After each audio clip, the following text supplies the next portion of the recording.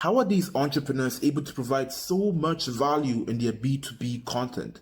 So much value to the extent that you have an epiphany. You have this light bulb moment. The answer is simple. They know exactly who they are talking to when they make content.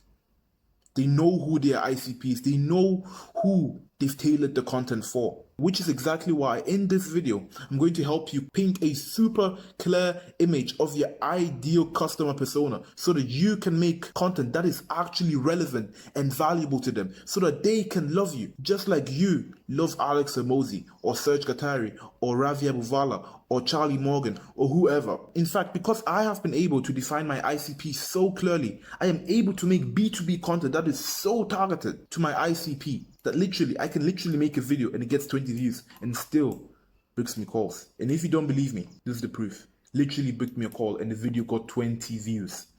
This happened because I was able to define my ICP. And when you make B2B content and you define your ICP, it doesn't just make booking calls easier because you know who you're targeting. It makes coming up with ideas easier.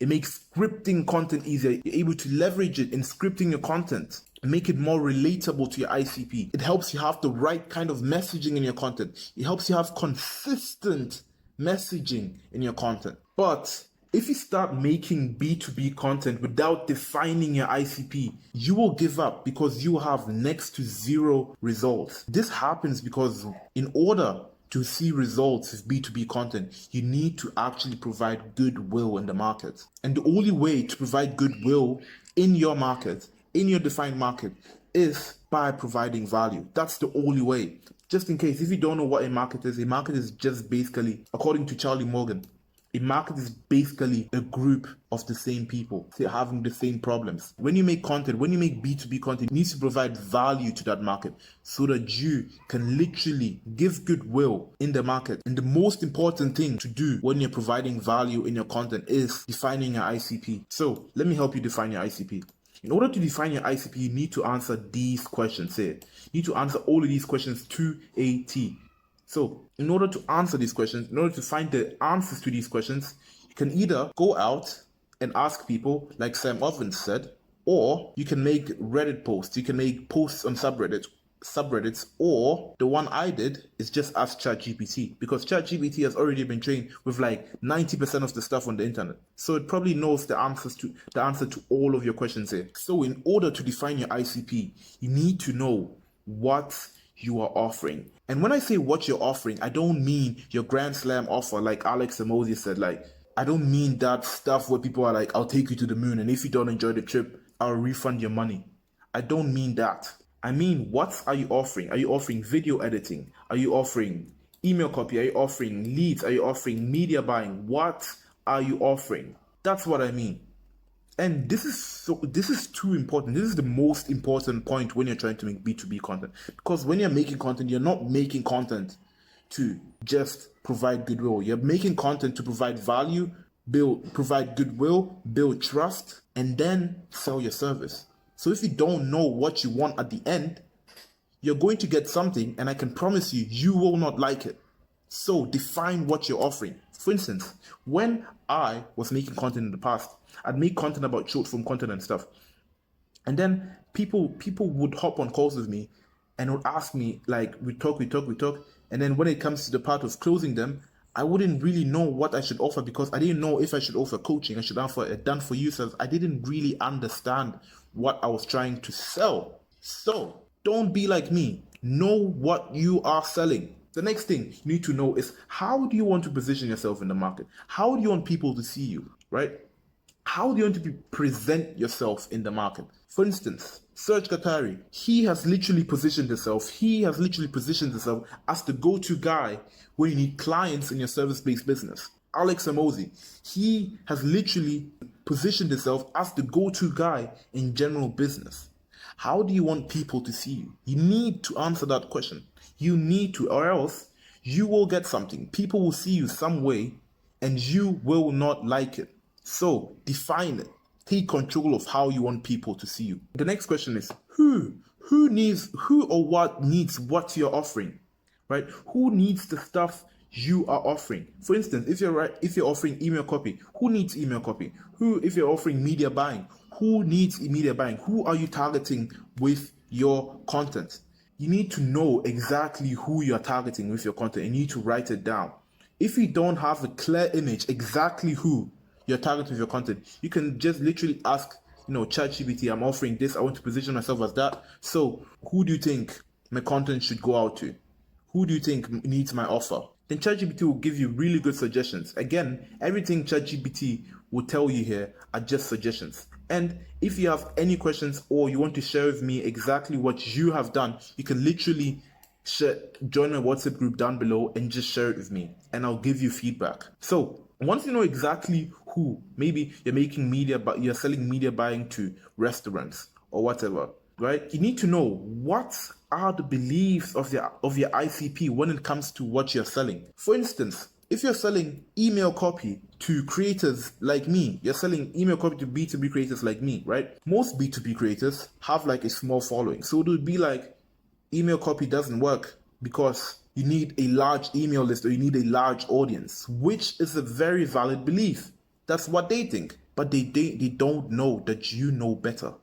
So you need to know what are the beliefs your ICP has.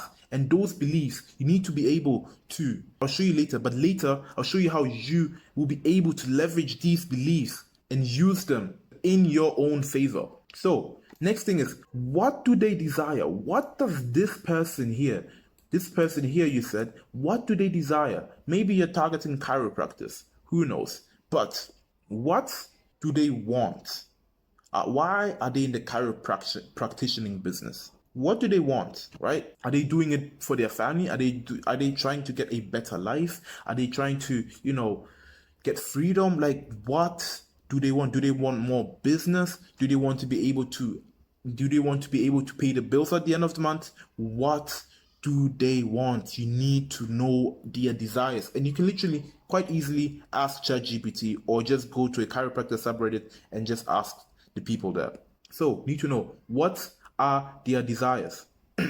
Next thing you need to know is, what do they fear? What does this person who needs your service, what do they fear? What are their fears? What are their fears? You need to list down what they fear. For instance, if you're selling email copy, the ICP would be afraid to write their own email copy because they think they may sound unprofessional in their emails, or their emails won't work, or their emails will sound too salesy or something like that. That's the kind of stuff they fear when it's related to what you're selling. So you need to know, what does your ICP fear when it comes to what you're offering? Even if it's not related to what you're offering, you need to make it sort of relevant to what you're offering, right? For instance, if you're watching my content, I think you fear the fact that you'd have to go back, you will be inconsistent with content, and you'd have to go back to doing cold outreach. You feel like you'd be too late, and everybody would make content, everybody would start making content, and it would be saturated, and you would be the only one left behind. That's a very, very valid concern. So the next thing you need to know is, what are their pains and failures? What is the stuff, what have they done in the past that has failed? What has been done in the past that is related to what you're offering that has caused them pain? You need to know that, and you can literally ask ChatGPT again. Literally ask ChatGPT, what are the pains, what are the failures of the person you defined here, right? And ChatGPT will suggest really valid points to you. The next thing you need to know is that what are the objections of your ICP? When you hop on a sales call with your ICP, what is the kind of stuff they say? For instance, again, if you're selling email copy to B2B creators like me, if you hop on a sales call with somebody like me, an objection would be like, I don't need your service because I have a small following. I have 50 people on my email list. Or I don't need your service because, I don't know, just get objections. You can ask ChatGPT, or you can use the objections that you have gotten on your own sales calls. Once you've defined your ICP properly, you can literally leverage all of these facts you've learned about your ICP in your marketing assets. That's what all of these B2B creators, that's what Serge Guattari, Alex Hormozi, that's what Gravia Buvala does. He knows what you fear, and he says it in your content, and he tells you how to prevent it. That's all they literally do. They use this stuff they learned about you to amplify an emotion in you, whether it's fear or the want for a desire. And then they provide their solution as a bridge. That's literally all they do. And if you go back, if you rewatch this video, you literally realize that that's what I did. You can literally use the fears there to amplify a pain your ICP has. And then once that pain is amplified, the solution, the dream outcome will become much more desirable. The solution becomes the bridge to whatever solution you are presenting in your content. So yeah, use everything you've learned about your ICP in your marketing assets. And another thing is that this isn't a one and done deal. Anytime you learn something new about your ICP, add it to the list. You learn that they're afraid of something, add it to the list. You encounter a new objection on a sales call, add it to the list. You learn a new desire, your ICP tells you a new desire, add it to the list. Every time, keep on updating, keep on learning about your ICP forever until you stop selling that offer that inspired this. But keep on learning about your ICP. So if you want any feedback or you have any questions about this, feel free to join my WhatsApp group down below. I'm not trying to force it on you, but if you want some value, that's there. If you want some free one-on-one help, my WhatsApp group is there. Okay, bye bye.